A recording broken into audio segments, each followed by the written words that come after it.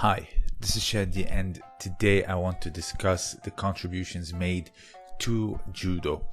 Judo has been an art that is very generous and it is existent in so many expressions of so many arts, MMA being one of them. The ground aspect, the takedown aspect, has played a huge role in many other arts as well, like Sambo and also extensively BJJ. Now, today I will discuss about some of the arts that has made contribution to Judo, whether it is a completely new throw or some form of variation in that somewhat helped Judo to have a little bit more in the arsenal. The Gokyo is 67 throws, and today we will see that a lot of these throws can be considered somewhat of a variation, but also you can find something that's completely new and nonetheless very popular. So today, like I said, we will go through the origins of a particular throw and also try to see the new art or the art that has given to Judo, whether it is a variation or a completely new throw.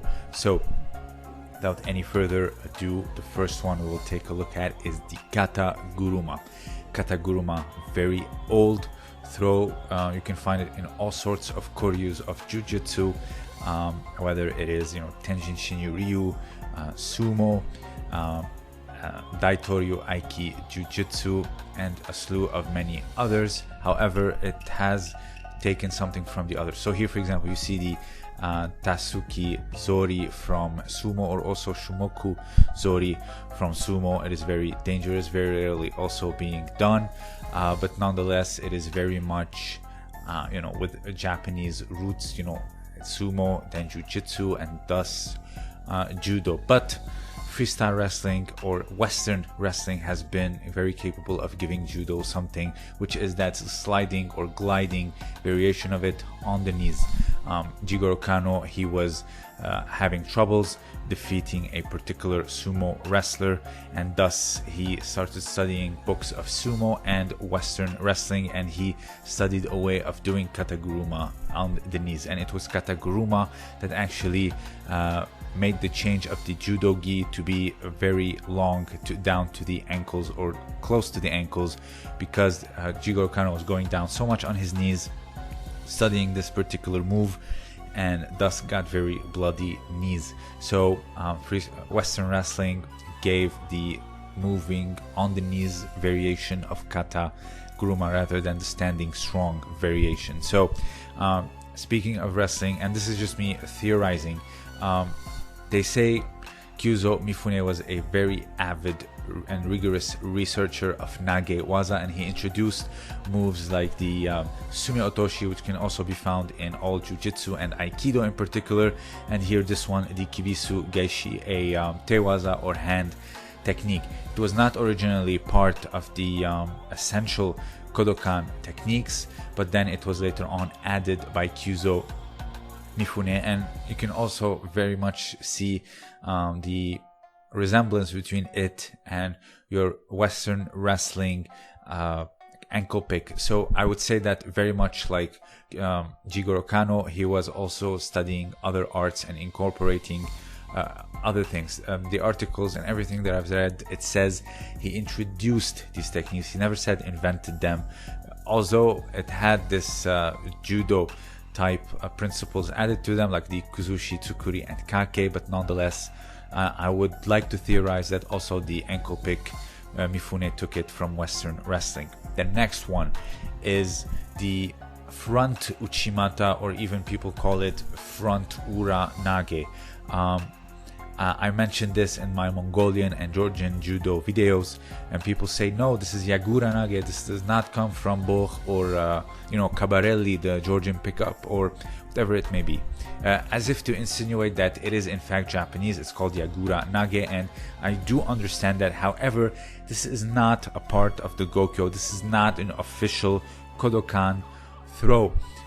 When you say Yagura Nage, you are actually referring to the sumo throw, and not actually a judo or any type of old jiu-jitsu. I'm sure it is found in some koryu, of course, since the sumo roots are very much apparent. But in terms of Tenshin Jinryu and Kitoryu, these studies of Jigoro Kano itself, there's no such thing as front uchimata, but rather it is a sumo throw 100%.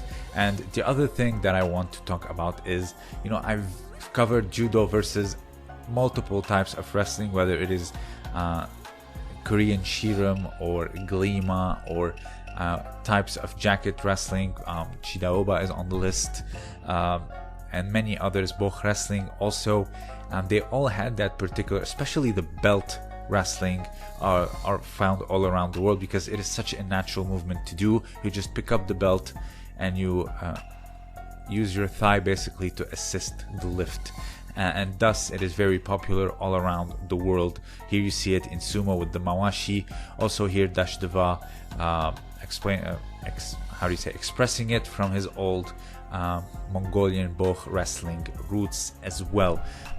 Another type of wrestling that is not stranger to this particular throw is of course Chidaoba wrestling or Georgian folk style wrestling. It is a jacket wrestling, hence you see why Chirkishvili is grabbing around the back and not the belt, like you see Dashdeva or a mawashi being grabbed in a sumo type match. So this is the thing, it has multiple roots, whether it is from the East, Central Asia, the Caucasus, whatever it may be. This throw has found its way to judo because one, it's very effective, two, it can be very much incorporated into judo. Judo has the belt and the jacket, so whether you want to say it's Japanese from sumo or Cabarelli from Georgia, it doesn't really matter. It found its way to judo. The final one is Hishige Data. Now you might look at it and say, Shadi, this is an Uki Otoshi, the first technique of Nage no Kata, and I understand that, but let me explain why the Mongolian edition was so precious, because this is such a rare throw to pull off in competition in general. The Uki Otoshi, the first technique of Nage no Kata. Here you see the Mongolian boch fainting with like what is called like a kosoto and then dragging the jacket back as they are off balance. Now, this is the Japanese Uki Otoshi. There is big movement, steps, someone may be like rushing towards you, and also, you know, someone's trying to attempt like a rear attack on uke, and thus you can do like a kaishiwaza. This is the way to apply it, but like I said, very rare, but the Mongolians have found a way to do it statically and they create everything. Here's a big Uki Otoshi example from the great Kosei Inoue. He tries to go to the back, he tries to catch him with Ochigari, lifts his leg and continues with the sleeve and the lapel like a pull, and thus creating a picturesque Uki Otoshi. Look at this, look at the size difference, and look how he made him float and drop, hence the name Uki Otoshi. This is from the old Japan. Let's see it again. He goes to the back, he tries to catch him with Ochigari. Inoue senses it, lifts his leg, and then continues to pull on the armpit and the lapel circularly like a steering wheel, and gets the perfect ippon.